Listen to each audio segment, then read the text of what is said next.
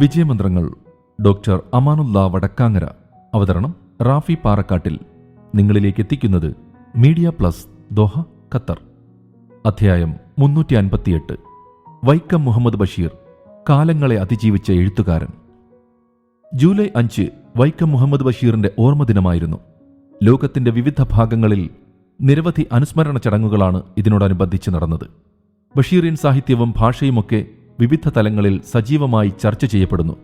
മറ്റാരും സഞ്ചരിക്കാത്ത വഴികളിലൂടെ സഞ്ചരിച്ച് അനുഭവത്തിന്റെയും തിരിച്ചറിവിന്റെയും അടിസ്ഥാനത്തിൽ പുതിയ പദാവലികളും പ്രയോഗങ്ങളും ഭാഷയ്ക്ക് സമ്മാനിച്ച ബഷീർ സാഹിത്യലോകത്തിന് എന്നും വിസ്മയമാണ്. ജീവിതത്തിലെ നിസ്സാര സംഭവങ്ങളും ഗ്രാമീണരുടെയും സാധാരണക്കാരുടെയും അനുഭവങ്ങളും വളരെ ലളിതമായി വലിയ വാചാലതയോ അലങ്കാരമോ ഇല്ലാതെ അവതരിപ്പിക്കുന്ന ആ ഒരാൾ ഭാഷയിലെ പുതുമ കൊണ്ട് മലയാള സാഹിത്യത്തിൽ നൂതന വിപ്ലവം സൃഷ്ടിച്ച മഹാനെന്നൊക്കെയാണ് ബഷീറിനെക്കുറിച്ച് പറയാനാവുക. ബഷീറിന്റെ കഥകളിലൂടെ യാത്ര ചെയ്യുമ്പോൾ നമുക്ക് അത് നമ്മുടെ ചുറ്റിലും നടക്കുന്ന കഥയാണെന്ന പോലെ തോന്നും. അതിന് കാരണമുണ്ട്. ബഷീർ രചനകളിൽ ജീവിതമുണ്ട്. അദ്ദേഹം നേരിട്ട ജീവിതാനുഭവങ്ങളുണ്ട്. ദാരിദ്ര്യവും യാത്രയും കാത്തിരിപ്പും ജയിൽ ജീവിതവും ഗ്രാമീണരുടെ യഥാർത്ഥ കഥകളും സമൂഹത്തിലെ ഏറ്റവും അടിത്തട്ടിലുള്ളവരുടെ അനുഭവങ്ങളും തന്റെ കഥകളിൽ ബഷീർ അതീവ സത്യസന്ധതയോടെ അവതരിപ്പിച്ചിട്ടുണ്ട്. ജയിൽ പുള്ളികൾ, കള്ളന്മാർ, ഭിക്ഷക്കാർ, പോക്കറ്റടിക്കാർ, വേശ്യകൾ, പട്ടിണിക്കാർ, ഗ്രാമീണർ എല്ലാവരും നമ്മൾ കണ്ട യഥാർത്ഥ മനുഷ്യരാണ്.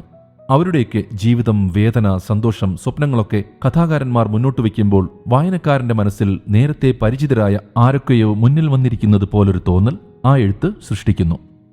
ജയിൽ പുള്ളികൾ, ഭിക്ഷക്കാർ, വേശ്യകൾ, പോക്കറ്റടിക്കാർ തുടങ്ങിയ മലയാള സാഹിത്യത്തിൽ അക്കാലത്ത് മുഖ്യധാരയിലില്ലാത്തവരായിരുന്നു ബഷീറിന്റെ പ്രധാന കഥാപാത്രങ്ങൾ. അവരുടെ ഭാഷയും ജീവിതവും ചിരിയും ചിന്തയും വേദനയും അദ്ദേഹം ലാളിത്യത്തിലും ഹാസ്യത്തിലും കലർത്തി മനോഹരമായി അവതരിപ്പിച്ചു. അവ എക്കാലത്തെയും ജനകീയ കൃതികളായി, കാലത്തിനൊപ്പം സഞ്ചരിക്കുന്ന അക്ഷരങ്ങളായി. സാധാരണ ജീവിതത്തിലെ വേദനകളും ദാരിദ്ര്യവും പോലും അദ്ദേഹം നോവിൽ ചാലിച്ച് കണ്ണീർ കഥകളാക്കി മാറ്റിയല്ല വായനക്കാരെ സൃഷ്ടിച്ചത്. പകരം നർമ്മത്തിൽ ചാലിച്ച് ചിരിപ്പിക്കുകയും ചിന്തിപ്പിക്കുകയും ചെയ്യുന്ന, ആരെയും അത്ഭുതപ്പെടുത്തുന്ന രീതിയിലാണ്. ചതിയിലൂടെ മറ്റുള്ളവരെ വഞ്ചിച്ച് ജീവിക്കുന്നവരെ പോലും ബഷീർ ഹാസ്യത്തിൽ പൊതിഞ്ഞെടുത്തു. തന്റെ പൈസ തട്ടിയെടുത്ത ആളിനെപ്പോലും പുഞ്ചിരിയോടെ നേരിട്ടു. സമൂഹത്തിന് മുൻപിൽ തികച്ചും അന്തസ്സ് കാണിച്ചു നടക്കാൻ അവരെ അനുവദിച്ചു. ഒരുപക്ഷെ ബഷീറിന്റെ വായനയിൽ നിത്യജീവിതത്തിൽ നാം കാണുന്ന ഇരട്ട മുഖങ്ങളിലെ മുഖംമൂടി തിരിച്ചറിഞ്ഞ് മൗനം പാലിക്കാൻ അനുവാചകരെ പഠിപ്പിക്കുന്നുണ്ട്. ബഷീർ രചനകളിലെ ഭാഷയുടെ പുതുമ മലയാള സാഹിത്യത്തിൽ വലിയ വിപ്ലവം തന്നെ ഉണ്ടാക്കിയെന്നതിൽ സംശയമില്ല. അദ്ദേഹം ഉപയോഗിച്ച ഭാഷ വളരെ ലളിതവും തനി നാടൻ പദങ്ങളും ആ പദപ്രയോഗങ്ങളും വാമൊഴികളും നിറഞ്ഞതുമാണ്. ഇത് അന്നത്തെ ആഠ്യസാഹിത്യ ഭാഷയെ വെല്ലുവിളിക്കുന്നതായിരുന്നു. ബഷീറിന്റെ വ്യാകരണവും അലങ്കാരവും ആ ഭാഷ തന്നെയായി മാറുന്ന കാഴ്ച. സംസാരഭാഷയും പുതിയ വാക്കുകളും അദ്ദേഹം കഥകളിൽ കൊണ്ടുവന്നു. തടവറയിൽ പോലും പൂന്തോട്ടം വളർത്തിയ ബഷീറിന്റെ മതിലുകളിലെ പ്രകൃതി സ്നേഹം അദ്ദേഹത്തിന്റെ ജീവിതത്തിലും എഴുത്തിലും നിറഞ്ഞു നിന്നു. കഥാപാത്രങ്ങളെ കുറ്റപ്പെടുത്താതെ അവരിൽ നിറയെ മനുഷ്യസ്നേഹം കണ്ടെത്തുകയാണ് ബഷീറിന്റെ രചനയുടെ പ്രത്യേകത. സ്ത്രീകളുടെ ദുഃഖങ്ങളും സന്തോഷവും കുശുമ്പും പരദൂഷണവും മാതൃത്വവും പ്രതിരോധവും സ്വതന്ത്രചിന്തയും പ്രണയവും പൊങ്ങച്ചവുമൊക്കെ ബഷീർ എഴുതി ജയിച്ചു. സ്ത്രീകളെ ഏകപക്ഷീയമായി ഉയർത്തിക്കാട്ടി മഹത്വൽക്കരിക്കാതെ അവരുടെ എല്ലാ മനുഷ്യാവസ്ഥകളും അദ്ദേഹം തുറന്നെഴുതി. എന്റെ പുസ്തകങ്ങൾ, അതെല്ലാം എത്ര കാലം നിലനിൽക്കും? പുതിയ ലോകം വരുമല്ലോ. പഴമയെല്ലാം പുതുമയിൽ മായേണ്ടതുമാണല്ലോ. എന്റേതെന്ന് പറയാൻ എന്താണുള്ളത്? എന്റേതായി എന്തെങ്കിലും ഒരു തരി അറിവ് ഞാൻ സംഭാവന ചെയ്തിട്ടുണ്ടോ? അക്ഷരങ്ങൾ, വാക്കുകൾ, വികാരങ്ങൾ ഒക്കെയും കോടി മനുഷ്യർ ഉപയോഗിച്ചിട്ടുള്ളതുമാണല്ലോ എന്നാണ് വൈക്കം മുഹമ്മദ് ബഷീർ സ്വന്തം രചനകളെക്കുറിച്ച് പറഞ്ഞതെങ്കിലും കാലദേശാതിർത്തികൾ ഭേദിച്ച് ബഷീർ ഇന്നും സജീവമായി വായിക്കപ്പെടുന്നു എന്നതാണ് യാഥാർത്ഥ്യം. പ്രമുഖ സാഹിത്യ നിരൂപകനായ പ്രൊഫസർ MK സാനു പറയുന്നത് അനശ്വരതയുടെ താക്കോൽ ദൈവത്തിൽ നിന്ന് ഏറ്റുവാങ്ങിയ എഴുത്തുകാരനാണ് ബഷീർ എന്നാണ്. ആർക്കും അനുകരിക്കാൻ കഴിയാത്ത അദ്വിതീയതയാണ് ബഷീറിയൻ എഴുത്തിന്റെ സവിശേഷത. ഓരോ സാഹിത്യകാരനെയും വ്യത്യസ്ത സന്ദർഭങ്ങളിലും സാഹചര്യങ്ങളിലുമാണ് നാം വായിക്കാൻ ഇഷ്ടപ്പെടുക.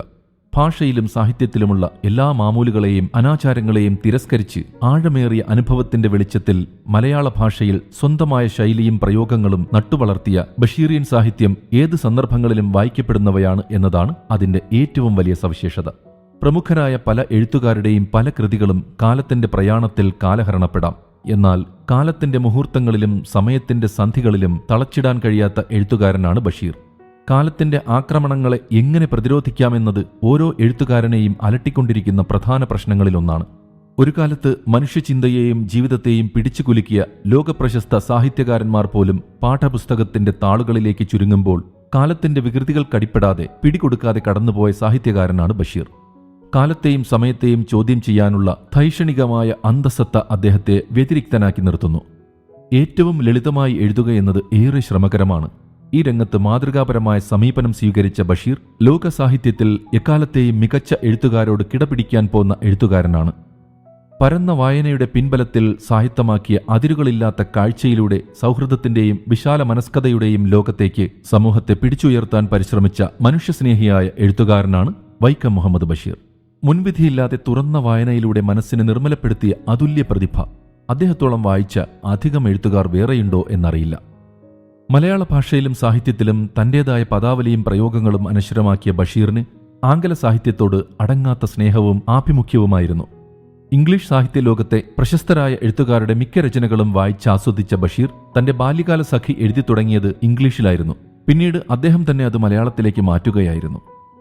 സാധാരണ ഗ്രാമീണ ജീവിതത്തിൽ പരിചയിക്കുന്ന കഥാപാത്രങ്ങളെയും ജീവിതാനുഭവങ്ങളെയും സ്വന്തമായ ശൈലിയിൽ അവതരിപ്പിച്ച് മലയാള സാഹിത്യത്തിലെന്നല്ല ലോക സാഹിത്യത്തിൽ തന്നെ വിസ്മയകരമായ ഇതിഹാസം സൃഷ്ടിച്ച മഹാനായ കഥാകാരനാണ് ബഷീർ. സാഹിത്യത്തിന് പുതിയ മാനവും അർത്ഥതലവും നൽകി മികച്ച സൃഷ്ടികൾ സമ്മാനിച്ച ബഷീറിന് വലിയ അംഗീകാരങ്ങളോ കാര്യമായ പുരസ്കാരങ്ങളോ ഒന്നും ലഭിച്ചില്ലെങ്കിലും ആസ്വാദകരുടെ കൂടുതൽ അംഗീകാരം നേടിയത് ബഷീറായിരിക്കാം. തന്റെ ജീവിതാനുഭവങ്ങളും ചുറ്റുപാടുകളും ആവാഹിച്ച് ജീവിതത്തിന്റെ രക്തമൂറ്റി ബഷീർ എഴുതിയ ഓരോ വരിയും കാലഗണനകൾക്കതീതമായി മലയാളി മനസ്സുകളിൽ ജീവിക്കും.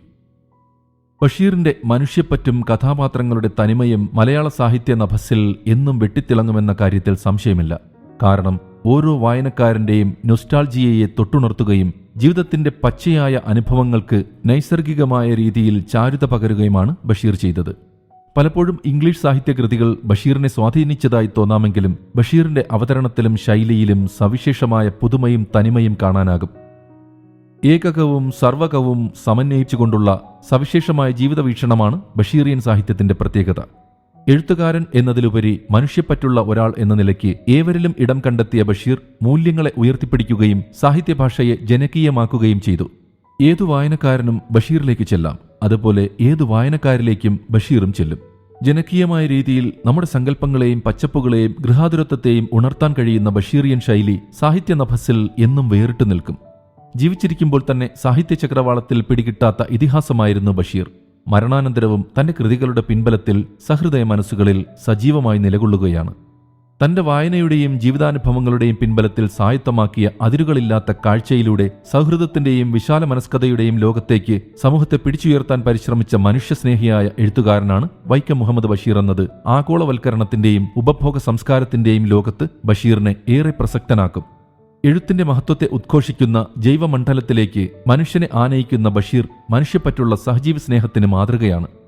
ഒരു എഴുത്തുകാരൻ എന്നതിലുപരി നല്ല സാഹിത്യകൃതികളുടെ പ്രചരണത്തിന് പരിശ്രമിച്ച ഒരു സാഹിത്യ പ്രവർത്തകൻ എന്ന നിലയ്ക്കും ബഷീറിന്റെ സംഭാവനകളെ നാം വിലയിരുത്തേണ്ടതുണ്ട്. ആത്യന്തികമായ സത്യത്തെ തേടുന്ന മനുഷ്യസ്നേഹിയായ എഴുത്തുകാരനായ ബഷീർ ജ്ഞാനിയായ സാഹിത്യകാരനാണ്. സ്വാതന്ത്ര്യ സമരവുമായി ബന്ധപ്പെട്ട തിക്തമായ അനുഭവങ്ങളാൽ ധന്യനായ അദ്ദേഹം സ്വാതന്ത്ര്യ സമരത്തെക്കുറിച്ച് വളരെ കുറച്ച് മാത്രമേ എഴുതിയിട്ടുള്ളൂ. സാഹിത്യത്തിന് പുതിയ മാനവും അർത്ഥതലവും നൽകി മികച്ച സൃഷ്ടികൾ കുറഞ്ഞ വരികളിലും പേജുകളിലുമായി സമ്മാനിക്കുകയാണ് ചെയ്തത്.